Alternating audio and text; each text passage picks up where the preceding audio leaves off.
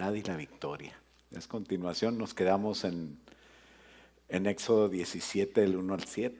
Hoy vamos a tomar la lectura a partir del 8, si gusta ponerse de pie. Y este tema tiene que ver con la victoria, porque para tener victorias debo entender la autoridad de Dios. En un ejército, aquel que está bajo autoridad tiene también autoridad. Si no estás bajo autoridad, andas por tu cuenta. Y somos un ejército, dice la palabra de Dios. Sus autoridades delegadas, pues es lo que tenemos que entender, porque casi todos entendemos que Dios manda, que Dios es Dios, que Él hace su voluntad. Y después de la experiencia de tener, de experimentar, valga la redundancia, la autoridad de Dios, empiezas a tener victorias. Inmediatamente después de que el pueblo recibió una lección que tenía que ver con la autoridad, que tenía que ver con respetar a Moisés, que tenía que ver con la vara de Moisés y el agua que proveyó Dios en medio de la necesidad que tenían. Gracias.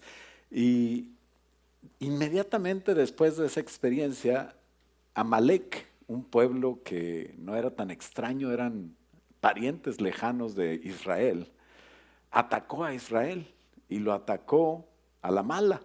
En Refidim estaban todavía recuperándose de la impresión de aquel milagro tan precioso que salió agua de la roca. Y dice que mientras el pueblo de Israel, versículo 8 de Éxodo 17 en la NTV, dice que mientras el pueblo de Israel aún se encontraba en Refidim, los guerreros de Amalek lo atacaron. Así que Moisés le ordenó a Josué: escoge algunos hombres para salir a pelear contra el ejército de Amalek. Mañana yo estaré en la cima de la colina, sosteniendo la vara de Dios en mi mano. Josué hizo lo que Moisés le ordenó y peleó contra el ejército de Amalek. Entre tanto, Moisés, Aarón y Hur subieron a la cima de una colina cercana. Mientras Moisés sostenía en alto la vara en su mano, los israelitas vencían, avanzaban, pero cuando él bajaba la mano, dominaban los amalecitas. Pronto se le cansaron los brazos, que ya no podía sostenerlos en alto, así que Aarón y Hur le pusieron una piedra a Moisés para que se sentara, y luego se pararon cada uno al lado de Moisés y le sostuvieron las manos en alto, y así sus manos se mantuvieron firmes hasta la puesta del sol. Como resultado, Josué aplastó al ejército de Amalek en la batalla. Después de la victoria el Señor dio a Moisés las siguientes instrucciones: escribe esto en un rollo para que sea un recuerdo perpetuo y léelo en voz alta a Josué. Yo borraré por completo la memoria de Amalek de debajo del cielo. Entonces Moisés edificó un altar en ese lugar y lo llamó Jehová Nisi, que significa el Señor es mi estandarte, mi bandera.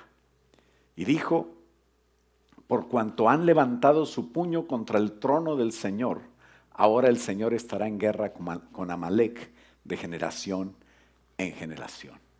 Vamos a orar. Padre, te damos gracias por la oportunidad de meditar en tu palabra, de seguir, Señor, con este estudio que tiene mucho que ver con la autoridad y la victoria que tú nos quieres dar. Te pedimos que nos sigas hablando el día de hoy y que retires todo error humano, que podamos escuchar tu palabra. Actúa en el escuchar y en el hablar. Hoy aquí te lo pedimos en el nombre de Jesús y todos decimos. Puedes tomar asiento. Dios es bueno y Dios es fiel, pero quiere que maduremos y vivamos seguros bajo autoridades delegadas. Solamente una persona madura y espiritual puede tener la victoria, y solamente alguien así también puede estar sujeto a autoridades que Dios delega. Como punto número 1, recordamos aquella oración que el Señor Jesús nos enseñó a hacer. Y dice: como en el cielo, así también en la tierra. Ese es el punto número 1.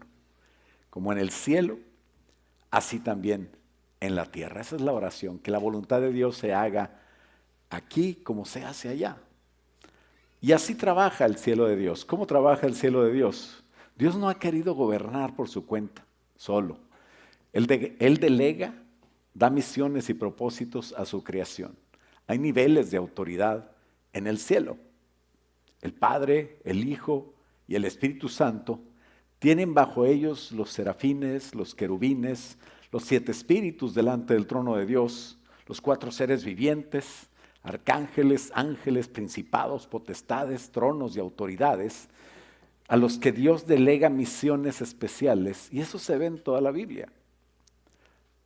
Así que Dios tiene en el cielo niveles de autoridad y de gobierno. Así también en la tierra, Dios tiene 2 maneras de ejercer su autoridad.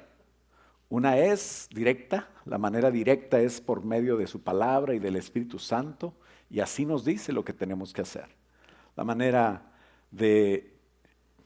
La otra manera, es por medio de autoridades delegadas. ¿Qué quiere decir esto? Que Dios da autoridad a hombres, a personas, y por medio de ellos nos guía. Cuando vemos un padre, es autoridad de sus hijos, un profesor es autoridad de sus alumnos, los policías, los jefes, los gobernantes, toda autoridad, toda persona que ostenta autoridad es puesta por Dios. Si no sabías, es así, no es que Dios las permita, Dios también las pone. Por eso oramos pidiendo, hágase tu voluntad como en el cielo, así también en la tierra. Específicamente, el pueblo de Dios es el que ora. Los demás ni oran, ¿verdad? Pero nosotros, algunos rezan y ni cuenta se dan lo que están diciendo. Pero cuando oramos nosotros con el sentido y el entendimiento de lo que estamos haciendo y diciendo, nosotros debemos de entender esto. La lección del agua que hablábamos el domingo, de Moisés, de la vara, de la roca, de donde salió el agua. Nos muestra que eso funciona cuando hacemos morir el yo. Ese fue el problema de Israel, que se quejaron amargamente porque estaban actuando en la carne.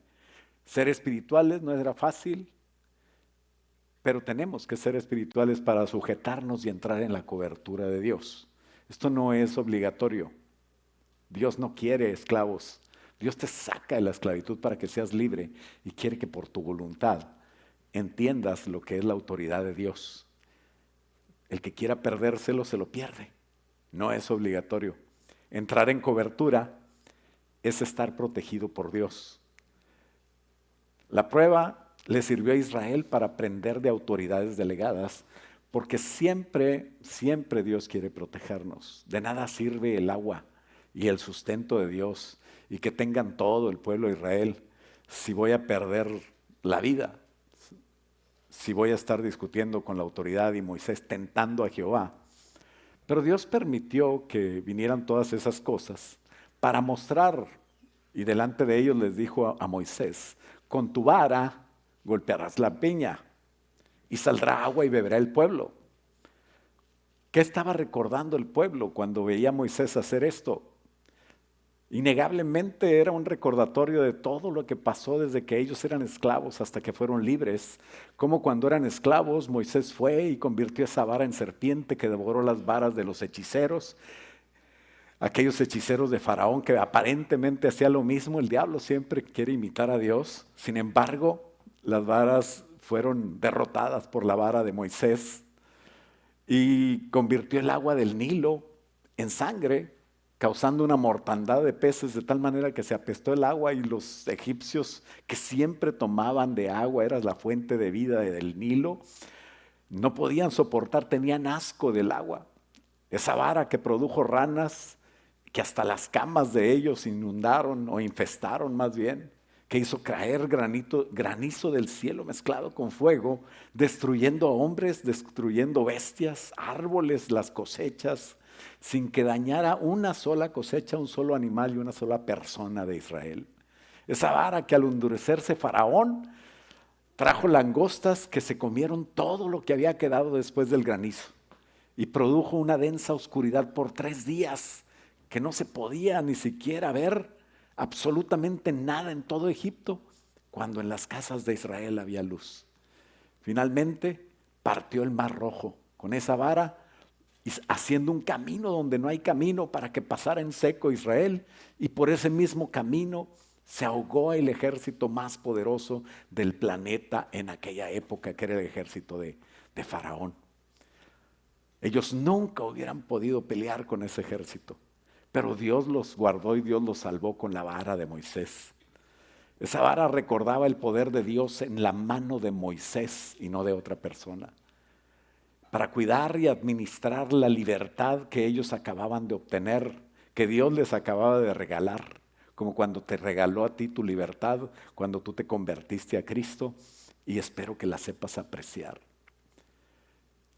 La celebraron con la muerte del Cordero, figura del Dios Salvador, y ahora estaban celebrando otra vez que Dios les daba vida nuevamente por medio de aquella roca, figura del Cristo sustentador. ¿No? El Cordero era el Cristo Salvador y la roca era el Cristo que sustenta, la roca donde estamos parados, donde estamos firmes, donde podemos estar seguros. El punto número 2 es: el enemigo odia que te sujetes a la autoridad. Si a ti no te gusta la autoridad, estás en problemas, estás como de acuerdo con el enemigo.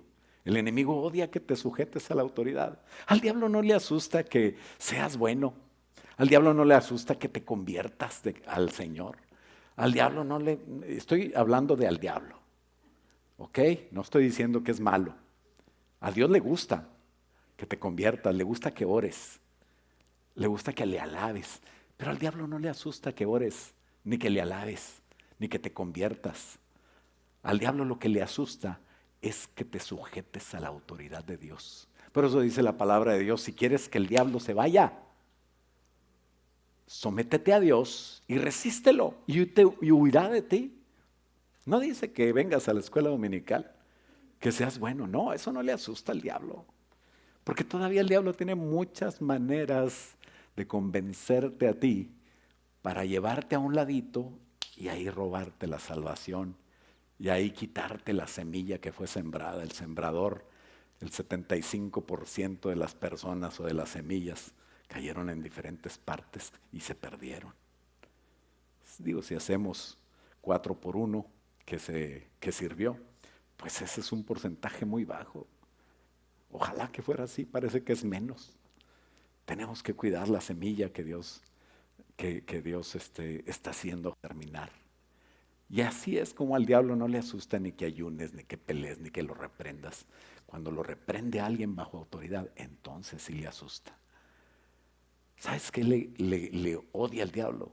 Odia que digas: Cristo es mi Señor, Cristo es mi Salvador. Lo puede decir cualquiera que acaba de recibir una semilla que puede perder. No estoy diciendo que la salvación se pierde, estoy citando la parábola del sembrador. Por eso ataca inmediatamente después que empieza a entender cómo funciona. El pueblo empieza a entender cómo funciona la vara de Moisés.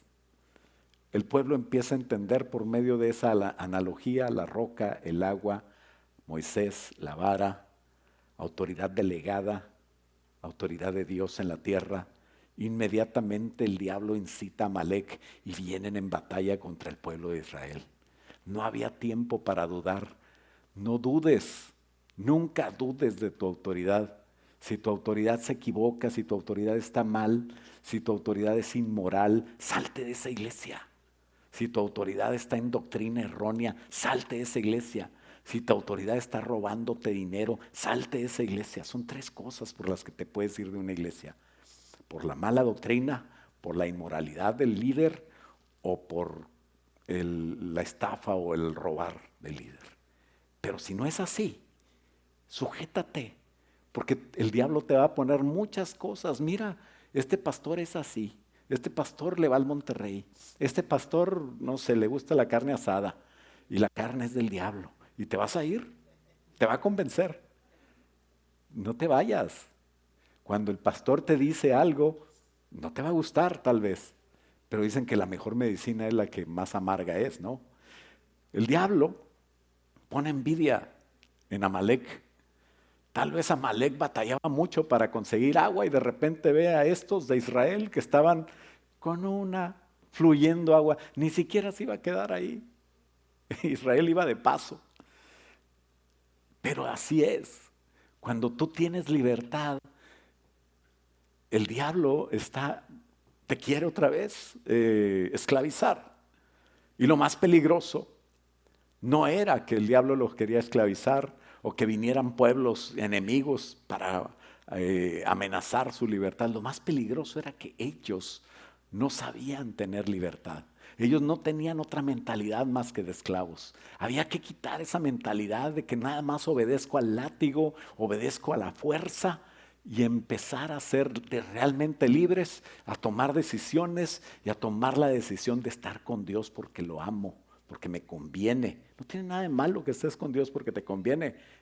Estamos con Dios y nos conviene. Dice la palabra de Dios que el que siembra debe esperar algo de la cosecha.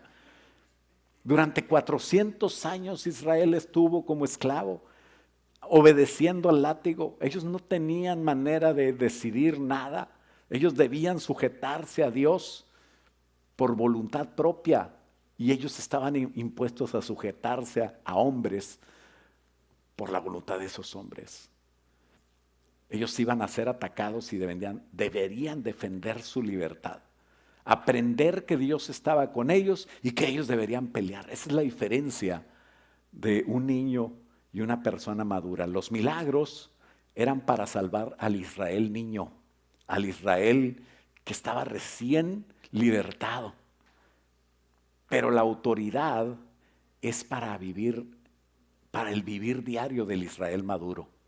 Si tú eres niño, pues seguramente vas a ser esclavo. Te van a hacer todo, te van a cambiar el pañal, te van a dar en la boca de comer, te van a bañar, te van a cargar y te van a llevar.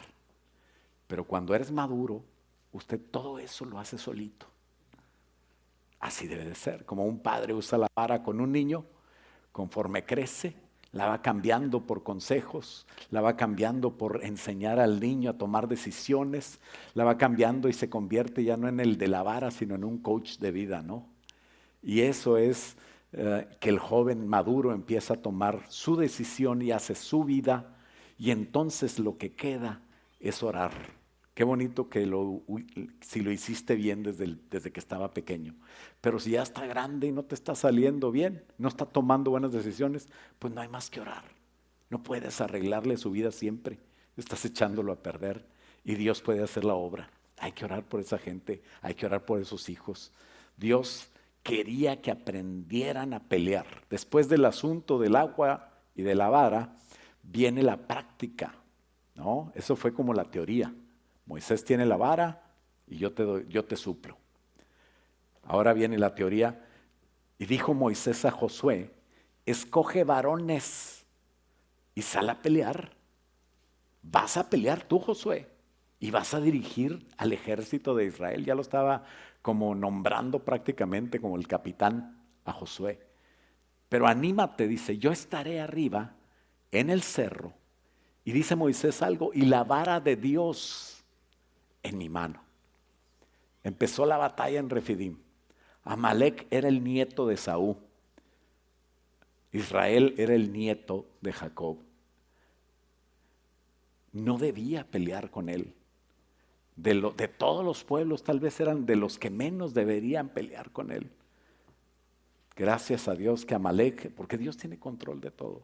Amalek no era un ejército tan poderoso, no era los guerreros de élite de Egipto, que eran terribles, o como los eteos que tenían sus territorios controlados y sus ejércitos definidos.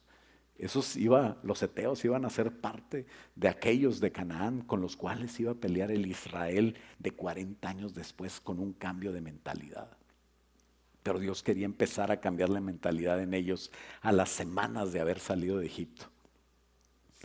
No, Amalek no era el gran ejército, eran beduinos, eran como nómadas en el desierto y atacaron despiadadamente a Israel.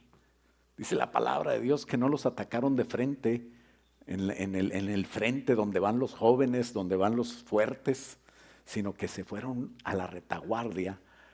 Y dice Deuteronomio 25, 17, acuérdate de lo que hizo Amalec contigo en el camino cuando venías al Sinaí, cuando salías de Egipto, de cómo te salió al encuentro en el camino y te desbarató la retaguardia de todos, donde venían todos los débiles que iban detrás de ti, cuando tú estabas cansado y trabajado y no tuvo ningún temor de Dios. De manera traicionera, de manera ruin, acabó con ancianos, acabó con mujeres, algunas embarazadas, algunas con niños. Amalec tocó la niña de los ojos de Dios. Enseñanzas tristes y amargas para el pueblo de Israel, pero necesarias porque la vida no es fácil. Y es mejor luchar con Dios. Cuando pienses la vida es injusta conmigo, recuerda que hoy te voy a decir algo interesante. La vida es injusta con todos. La vida es injusta conmigo también. Así es, porque la vida está llena de pecado, de maldad, de maldición. El rey de este mundo está gobernando en el mundo y no es justo. Pero si estamos con Dios, vamos a estar bien. Hirieron y mataron a mujeres, a niños, ancianos, personas enfermas. Se robaron el equipaje, las provisiones. Eso no es una táctica de guerra. Es una canallada que ahorita está condenada como terrorismo en la actualidad por diferentes tratados internacionales, ¿sabes? Pero entonces no había esos tratados y Dios dijo que el Señor luchará por generaciones con Amalec hasta borrarlo de la tierra. ¿Sabes por qué tenía guerra con Amalec? Porque todo lo que pasa en el Antiguo Testamento es como sombra de lo que pasa ahora con la iglesia. El Israel nacional ahora es como el Israel espiritual. Y nosotros siempre tenemos guerra con el tipo de Amalec. Porque número 3, Amalec, ¿sabes de quién es tipo? No es del diablo, no es del mundo. Amalec es tipo de la carne. Y la carne siempre está contigo. Prácticamente estás durmiendo con el enemigo. El carnal es un niño en Cristo, que Dios tiene que pelear por él, que Dios tiene que hacer milagros para que se mantenga a flote, que Dios tiene que sacarlo adelante, pero el espiritual no vive en la misericordia de Dios. El espiritual vive en el poder de Dios. No estás cansado. O sea, yo no estoy hablando con ustedes, estoy hablando con el carnal que no vino. A lo mejor me está viendo.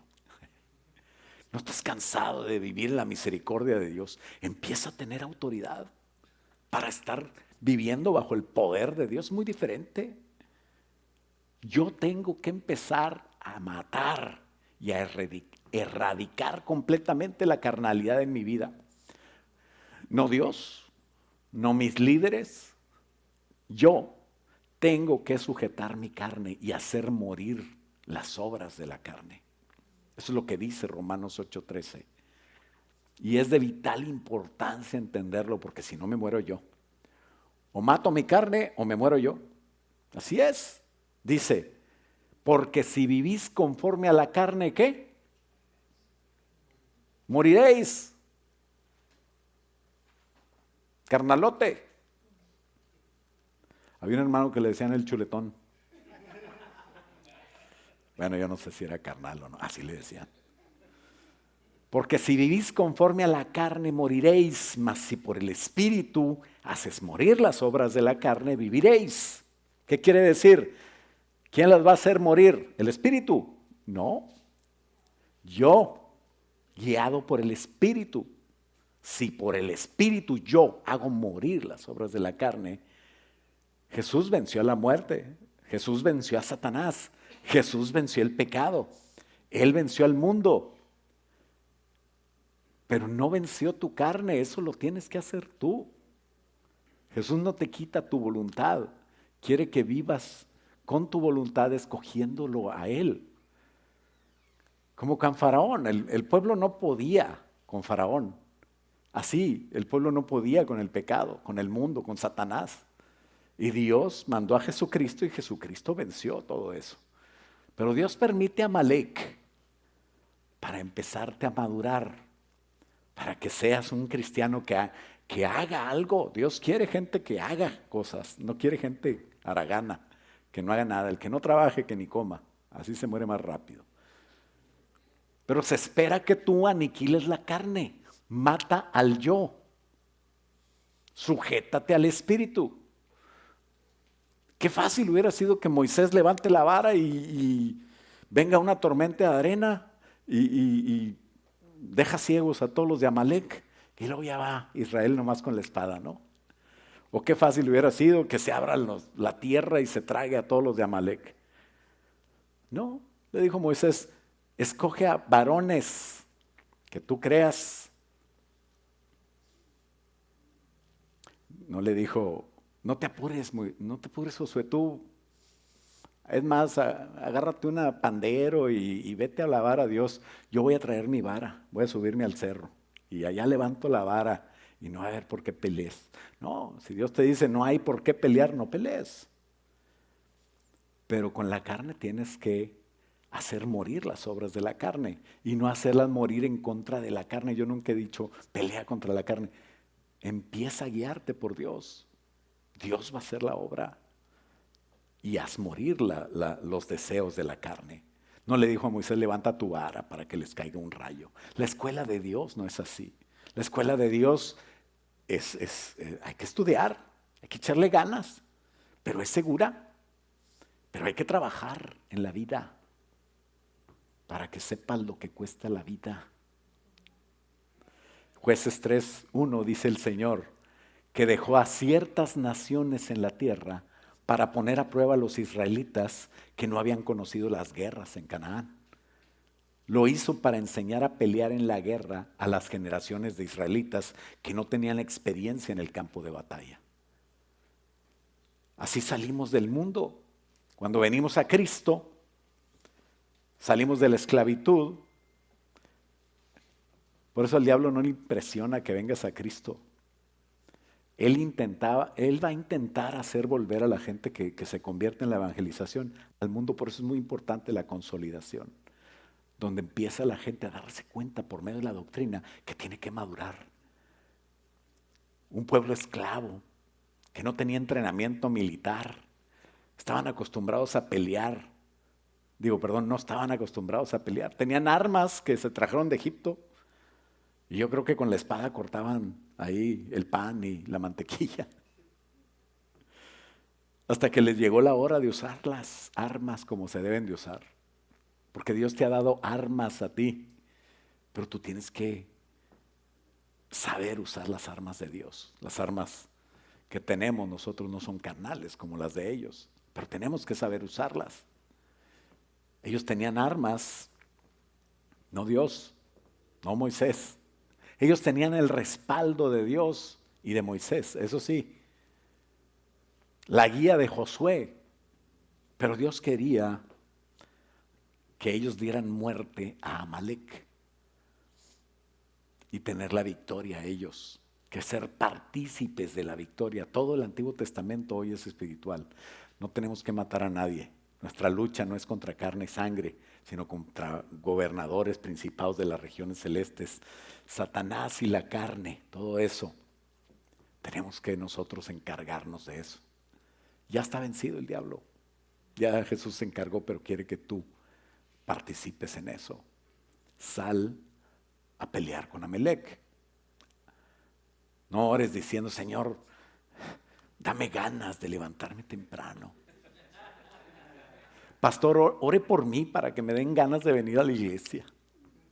¿Sabes que Dios no quiere darte ganas? Dios quiere que tengas tu obediencia. Dios quiere que obedezcas, no que tengas ganas. Como la que le dijo, mamá, hoy no tengo ganas de ir a la iglesia. Dice, sí, hay domingos que pasas que no tienes ganas, ¿verdad? Dice, entonces me quedo, no, hoy vas sin ganas.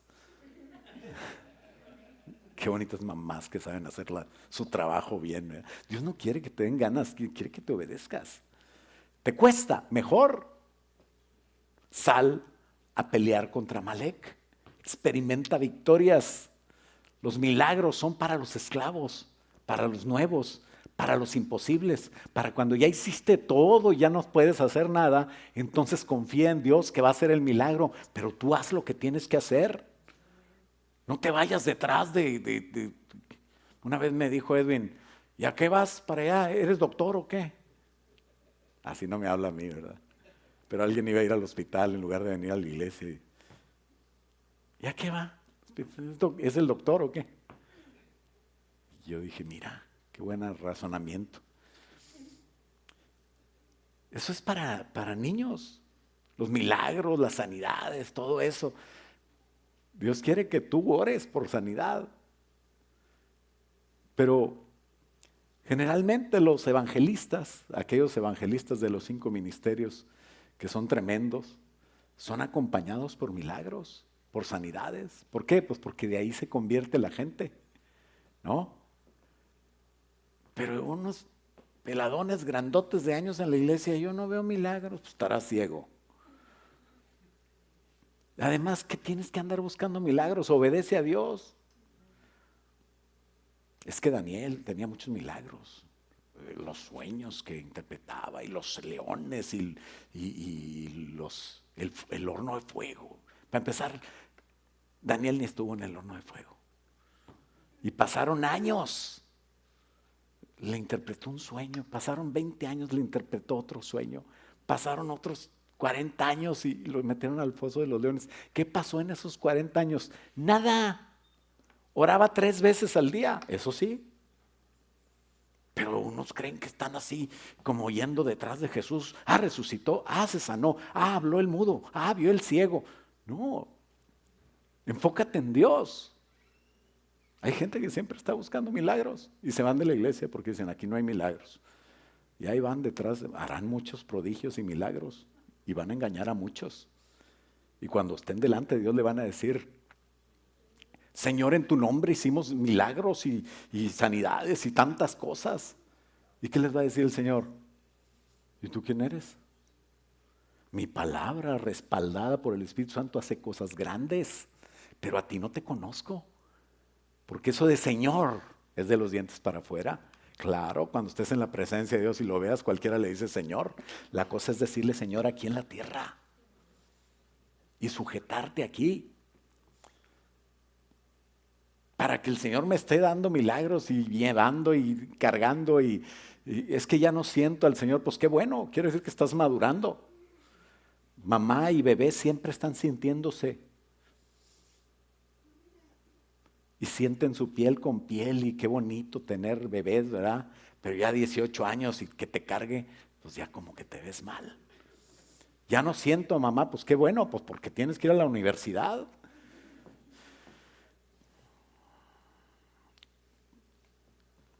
Para los niños, para los nuevos, claro que suceden milagros, claro que sienten al Señor, pero nosotros hacemos lo posible para que siendo maduros podamos caminar en principios, no en sentimientos. No vivir como esclavo, yo no obedezco hasta que sienta el látigo en la espalda, entonces sí me paro. Qué triste vida, Dios no es así. Dios no es así, vivir así no es ninguna gracia. Confiar en Dios siempre porque yo le creo, porque yo decido tener fe y pelear la batalla. Ese es mi deber, ese es el deber del cristiano de MSI. Déjame tener fe y decir que todos nosotros somos guerreros, somos personas que salimos a la batalla. Recién salidos de Egipto no podían. Éxodo 13:17 dice, y luego que Faraón dejó ir al pueblo, recién lo estaba dejando ir, Dios no los llevó por el camino de la tierra donde estaban los filisteos, que esos sí peleaban, que esos sí tenían armas, que esos sí tenían sus fuertes, sus ejércitos. Y no los llevó por ese camino que estaba bien cerquita, en 3 semanas hubieran llegado a la tierra prometida. ¿A qué? A morirse. Y Dios no los llevó por el camino de la tierra de los filisteos que estaba cerca, porque Dios dijo, para que no se arrepienta el pueblo y cuando vea la guerra se vaya corriendo a Egipto otra vez. Pégame como el látigo, ahorita me como una cebolla y un ajo, ¿verdad? Qué chulada de vida. Al niño no se le cambia el pañal, Digo, perdón, al niño se le cambia el pañal. Sí, por favor, cámbieselo, no sea así. Se le prepara la comida, se la da en la boca. Pero llega el momento de crecer como cristianos también. Y por eso mamá te decía, arregla tu cuarto, ¿te acuerdas? ¿O no? No le decían a usted. Limpia la casa, lava los platos, corta el pasto. ¿Y sabes qué? Es más fácil que mamá haga todo eso. Es más difícil hacer que el niño lo haga, ¿no, mamás? Pero la buena mamá está preparando al niño para convertirlo en una persona útil. No le hagas todo a sus hijos. Ay, para eso tiene a su mamá. No, mijo, no levantes el plato, yo lo lavo. No, mijo, no voles los zapatos, los deditos se te ponen negros. Yo te los voleo. Tiene madre. No le hagas eso a tu hijo, lo estás echando a perder. Enséñalo a valerse por sí mismo. Hay padres que los echan a perder dándoles todo para que no pasen lo que yo pasé, dicen ellos. Porque ellos fueron criados y ahora son gente madura, porque a lo mejor sus papás sí los educaron bien o realmente les faltó, pero qué bueno que les faltó, porque ahora yo oí a alguien que le dio gracias a su papá porque le quebró una escoba en la espalda.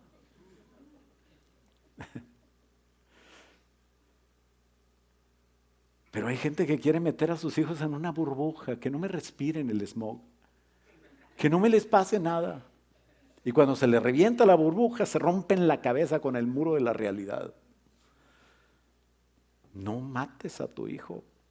Pues Dios no hace eso con nosotros. Dios honra a los que le honran. Punto número 4. Dios honra a los que... Debemos aprender a honrar a Dios y a enseñar a tus hijos a honrar a Dios también. Dios es el que manda, con Él no se juega.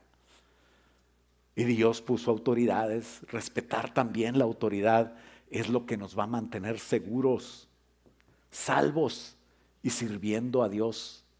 Cuando yo sirvo a Dios le digo, Señor, te amo. No, que no te pase lo que Elí. Elí nunca le estorbó a sus hijos, Ofni y Fines. Y eso que estaban ahí en el tabernáculo, trabajando en los sacrificios y todo. ¿Y sabes qué? No le importaba. Dice 1 Samuel 2:29. Porque habéis pisado mis sacrificios, pisoteado, hollado, y mis ofrendas que yo mandé ofrecer en el tabernáculo. Y has honrado, le dice Elí el padre, has honrado a tus hijos más que a mí, engordándolos de lo principal de las ofrendas de mi pueblo Israel. Por tanto, Jehová, el Dios de Israel, dice, yo había dicho que tu casa y la casa de tu padre andarían delante de mí para siempre. Pero ahora, ha dicho Jehová, nunca yo tal haga, porque yo honraré a los que me honran, y los que me desprecian serán tenidos en poco. O sea, si tú quieres asegurar a tus hijos, estórbales para lo malo todo lo que puedas. No les estés dando, si ellos andan mal, no les des todo porque estás fomentando lo que ellos están haciendo. Estás participando con ellos. Eso es lo que hizo Elí al no decirles nada. Ellos no honraron a Dios y con eso no nada más Elí quedó fuera, sino sus hijos también. Qué triste, ¿no? Y fueron desechados. Pero tú y yo debemos dar testimonio de Dios, del Dios que tenemos, actuar y pelear y tener fe en el Dios que tenemos, respetar la autoridad. ¿Por qué? Porque se lo merece, no, porque Dios dijo hacer como autoridad que se respete. O sea, los que están bajo de mí, yo tengo que educarlos. El agua de Refidim no era el problema. Lo necesario era enseñar la autoridad en aquella ocasión, lo que hablamos el domingo. Y ahora la victoria que iban a tener, que les iba a dar seguridad y paz, que les iba a salvar la vida, era por haber aprendido lo que pasó con la vara y la roca. Porque ahora, si ellos no hubieran aprendido eso, los iban a matar. La vara de Moisés es la combinación de la autoridad de Dios y la del hombre. lo humano y lo divino trabajando. Así quiere trabajar Dios, como en el cielo, así también en la tierra. Éxodo 17:9 dice, así que Moisés le ordenó a Josué, escoge algunos hombres para salir a pelear contra el ejército de Amalek. Mañana yo estaré en la cima de la colina sosteniendo ¿qué? ¿La vara de quién? De Dios. ¿Quién dijo eso? Moisés. Pero si tú te vas a leer otra vez el 17 desde el principio, te das cuenta que Dios siempre dice la vara de quién? La vara de Moisés. Toma en tu mano tu vara y yo estaré contigo. Y el pueblo tomó el pueblo estaba delante y Moisés tomó su vara y ahí estaba Dios con Moisés. Porque Dios le decía al pueblo y a Moisés que la vara era de Moisés. Y así le llamaba a Dios la vara de Moisés. Pero Moisés le llamaba la vara de Dios. ¿Por qué? Pues porque hay que honrar a Dios. Y Dios honra a su autoridad, que es Moisés. Para que Dios te honre a ti, tú necesitas honrar a Dios.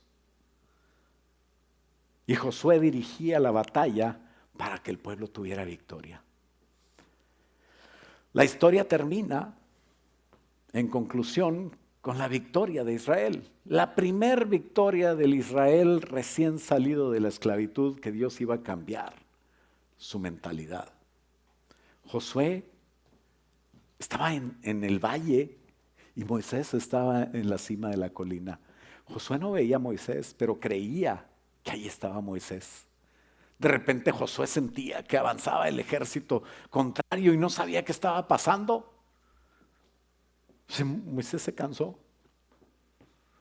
¿Alguna vez te castigaron en la escuela ya de esas de donde vienes? Escuelas antiguas. Que te decían, a ver, ponga la mano así. Y te ponían un libro ahí. En serio, jóvenes, ustedes están pasando muy bien la vida. Y el libro no pesaba nada. Pero después de un ratito, se parecía como de piedra. Josué estaba allá abajo y obedecía, pase lo que pase. Él seguía en la pelea. Él confiaba en su autoridad. Moisés alzaba su mano, se cansaba, la bajaba y tomaron una piedra, una roca, ¿qué te acuerdas? Y en esa roca descansó Moisés. Hay una roca en la que tú debes descansar, en la que descansa toda la operación que está haciendo Dios en la iglesia. Y también sentaron a Moisés. Y Aarón y Hur a los lados levantaron las manos y sostuvieron las manos de Moisés. Y Josué deshizo a Amalek a filo de espada. Pero Moisés necesitó a otros para fortalecerlo en la oración, en la intercesión por el pueblo. ¿Quién hizo más? ¿Moisés? ¿Josué? ¿El pueblo? Dios trabaja con autoridades delegadas. Sin Josué, pues no hay victoria. Pero sin Moisés, tampoco hay victoria. ¿Quién hace la batalla? La hacemos todos. El agua, la vara, la batalla, las lecciones que Dios nos da en la vida. Si le damos gloria y honra al Señor, van a servir para que yo viva y para que mis hijos vean y vivan. La sujeción y la fe me llevan a respetar la autoridad y a honrar a Dios. Y eso es lo que odia el enemigo. Eso es porque eso es lo que nos da la victoria. No, otras cosas no nos dan la victoria. Ya no seas tan espiritual. Sujetarte a Dios, resistir al diablo, eso te va a dar la victoria. Por eso dice Éxodo 17:14, después de la victoria, el Señor dio a Moisés las siguientes instrucciones. Escribe esto en un rollo, en un libro, para que sea un recuerdo para siempre. Y léelo en voz alta a Josué. Que no te olvide que Josué lo lea también. Léeselo tú. ¿Por qué? Porque es muy fácil recordar los milagros de Dios, que abrió el mar rojo, que hubo 10 plagas, que el Señor traía una nube de día, una columna de fuego de noche, que llovía maná. Eso no se le va a olvidar al pueblo, jamás. Pero acordarse de que tienes que sujetarte, acordarse de que peleando y Moisés allá arriba con la vara, eso se puede olvidar. De repente nos creemos que nos merecemos el maná, que nos merecemos los milagros, que nos merecemos todo. Y ya estamos a un paso de que el enemigo te devore, que te pierdas. Escribe esto para memoria, para que Josué lo aprenda, porque Josué necesita saberlo, porque él va a luchar con más gente, con ejércitos. Y en la toma de Jericó, ellos pudieron entender y hacerlo diferente, mejor que sus padres. Esa generación que entró todavía era mejor. ¿Cuántos oramos para que nuestros hijos sean mejores que nosotros y nuestros nietos todavía mejores que nuestros hijos? Eso no se puede si te olvidas de estar bajo autoridad. Si no estás bajo autoridad, el pueblo va a perecer. Al pueblo se le va a olvidar. El verdadero peligro no es cuán grande sea el enemigo que viene contra ti, no es cuán grande sea el problema. El verdadero peligro es que te olvides de buscar a Dios, de estar bajo autoridad. El verdadero peligro es el orgullo humano. ¿Para qué necesitas decirle todo al pastor? ¿Algún cónyuge que diga eso? El otro cónyuge, por favor, no voltee, no lo ventane. El Señor le está hablando a él. Espero. Hacer las cosas por mi cuenta, como si no fuera pueblo de Dios, eso es lo peligroso. Eso es lo que el enemigo quiere. Escribe esto para que te acuerdes que Dios usa hombres tan iguales y normales como tú, porque se necesita humildad para yo sujetarme a alguien que es igual que yo, pero que Dios lo puso ahí porque Dios le agradó que a través de él pueda hacer la obra de Dios y podamos hacerla todos. La carne y el yo son terribles, hermanos. Es despiadada la carne. Atacan donde duele, acabando con todo lo que Dios ama y con lo que más amas tú. Y quiere acabar tu matrimonio, tu familia, tu trabajo, tus hijos. Y empieza con tus debilidades. Empieza a darte orgullo. Si no lo enfrentas a tiempo, te desbarata toda la vida. Empieza por lo más débil y termina contigo. Es despiadada la carne. Por eso es que Dios dice: yo dejé la carne para que tú decidas. Sujétate y vas a tener victoria. Ahí aprendió el pueblo que siempre debe luchar bajo autoridad. ¿Por qué no te pones de pie? Señor, ayúdanos a recordar, Padre, que tú usas hombres, Padre, que a ti te ha placido, Señor, hacerlo así. Y que por alguna razón, Señor, que no entendemos, hay quienes ya no deberían de estar trabajando en el ministerio según nosotros, pero ahí los tienes por algo. Yo no voy a arrancar la cizaña porque me voy a equivocar tal vez. Yo quiero obedecerte a ti. Moisés, después de escribir esto, edificó un altar y llamó su nombre: Jehová es mi bandera.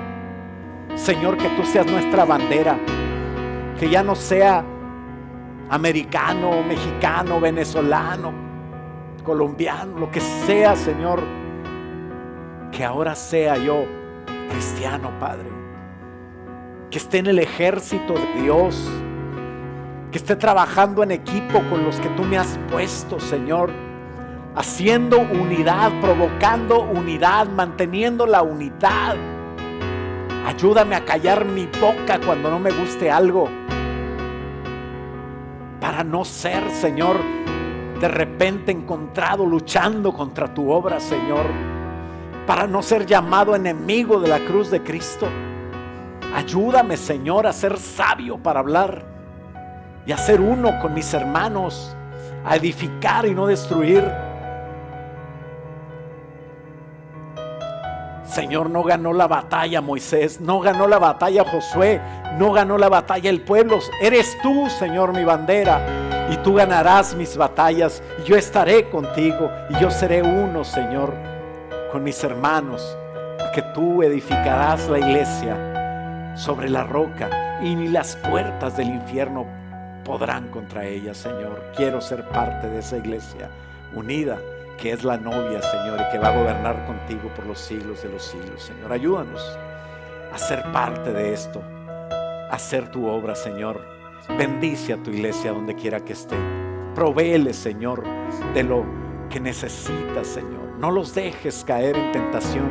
Líbranos del mal, Señor, y ayúdanos en batalla, Señor, contra Amalek, Señor, contra nuestra carne, contra nuestro yo, dándonos la sabiduría de pelear